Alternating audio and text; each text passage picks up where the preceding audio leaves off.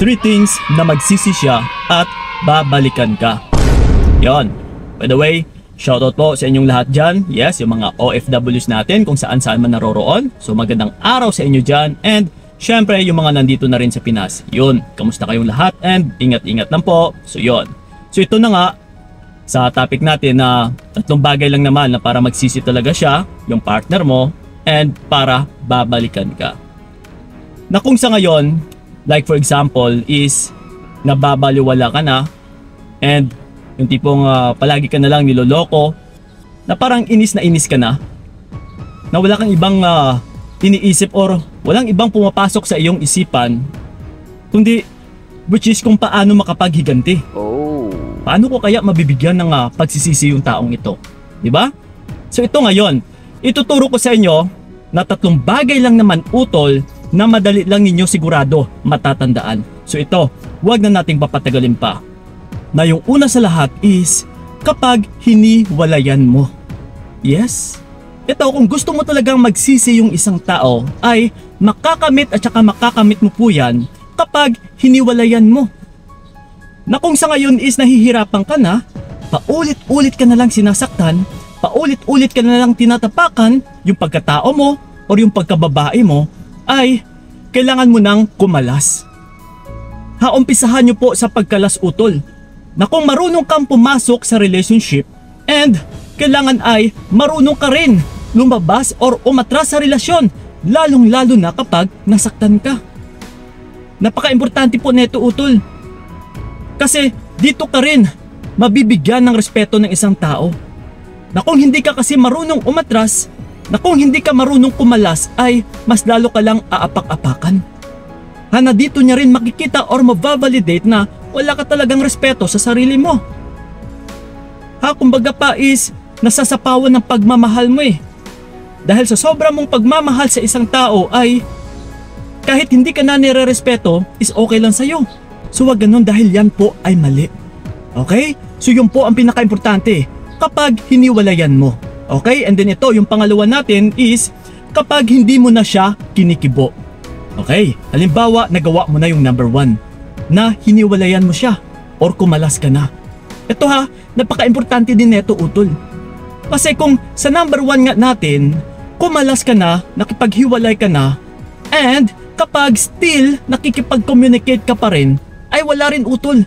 Hindi mo makakamit na magsisi siya and maghahabol siya sa'yo balang araw.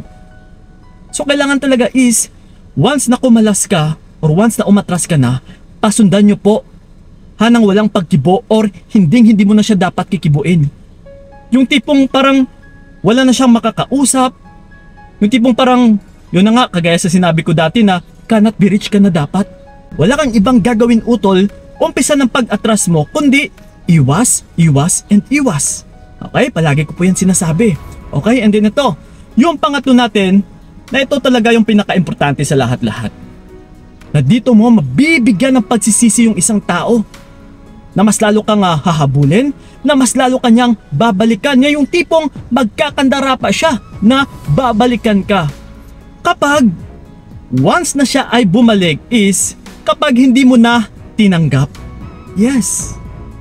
Kasi halimbawa na lang ginawa mo yung number 1, umatras ka, hindi ka na nakipag-communicate din sa number 2 natin, umiiwas ka ng umiiwas, pero pagdating ng panahon, halimbawa humilom na yung sugat, yes, na medyo nahimasmasang ka na, yung tipong nawawala na yung galit mo sa kanya, and then sa oras ng pagpanumbalik niya, kapag tinanggap mo lang din naman utol ay napaka-useless. My God. Tatatak at saka tatatak po ito sa isipan ng partner mo na kung mangyari po ito ulit ay yes, darating at darating po yung panahon na pagbibigyan mo pa rin siya, natatanggapin mo pa rin siya dahil nga tinanggap mo siya ulit.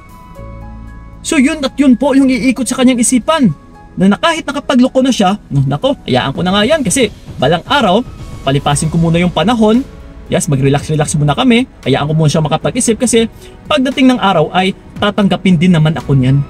See? So ganun po yun.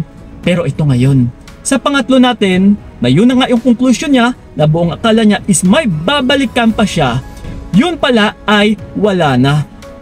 So dito siya ngayon magsisisi na akala niya is maglalaro ka pa rin sa laro niya.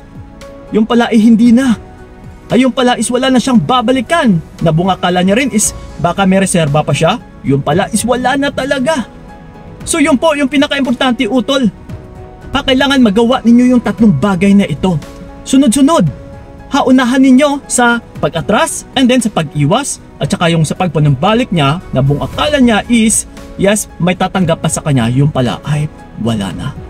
So dito mo talaga mabibigyan ng pagsisisi yung isang tao na nako, sinayang ko lang yung taong ito, akala ko may babalikan pa ako kasi yung buong akala ko dati is patay na patay ito sa akin, yung pala ay nagsasawa din, yung pala is may hangganan din or may hantungan din. Yes. So dito siya ngayon magsisisi na mas lalo pang magkakandara pa na hahabol-habulin ka. Kung hindi mo nga kikibuin is bibigyan ka pa ng konsyensya, babalik na rin ka pa, 'di ba? So pero ganun pa man mga utol, huwag na ninyong pakinggan para hindi na rin kayo mabibigyan ng distraction at saka para tuloy-tuloy na yung pag-atras ninyo at saka para tuloy-tuloy na rin yung pag-move on ninyo kasi hindi po mabuti at saka mabait yung taong yan kung humantong pa kayo sa ganito. Dahil kung mabait at saka mabuting tao yan, hindi ka na talaga hahantong sa ganito pa na masasaktan at saka mahihirapan. Okay? So yun po mga utol, sana'y nakatulong yung video na ito and then sa kung sino man yung nakaabot pa sa video na ito na hanggang sa ngayon, okay, mag-comment po kayo dyan sa ilalim na ayaw ko na sa kanya. Okay, tignan natin para ma-manifest nyo rin na para mas lalo pa kayo magiging strong na mai-adapt nyo rin yung energy na ayaw nyo na talaga sa kanya. Okay? So yun po mga utol, sana'y nakatulong yung video na ito. Maraming salamat, so ingat kayo. God bless and babush! Ayoko na ring magtiis, ayoko na sasakit. Mas mabuti nang bitawan ka para wala nang pait. Hanggang dito na lamang kung nakayanan.